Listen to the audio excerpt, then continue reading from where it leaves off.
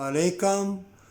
तुम जिस अल्लाह के बंदे के पास भी जाओगे या बरकत वाली जगह जाओगे या तुम्हारे मुंह से दुआ निकल गई, तौबा की और अल्लाह से वफ़ा और प्यार मांगने की, तो अल्लाह लोहे महफूज पर एक किताब है, वो वहाँ लिखी हुई है कि उस वली के पास जाओगे, वो दुआ करेगा तो अल्लाह तुम्हें मोहब्बत और प्यार रिज़्क़ देगा।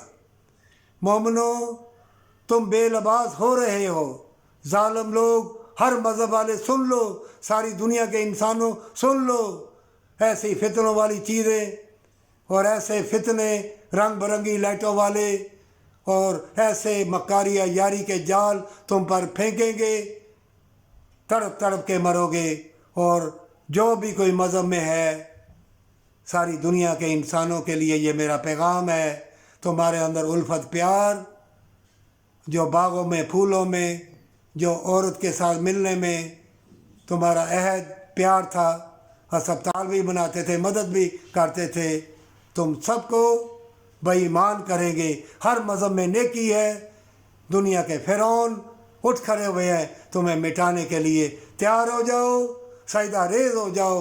जो मोमिन है उनके लिए जन्नत है, और जो गैर मज़हब है वो बुराई करेंगे। और कुरान में लिखा है सूरत बकरा में, जो सितारा परस्त भी होगा, किसी मज़हब का भी होगा, भलाई के काम करेगा, अल्लाह उसे क़यामत के रोज़ अजर अज़ीम देगा।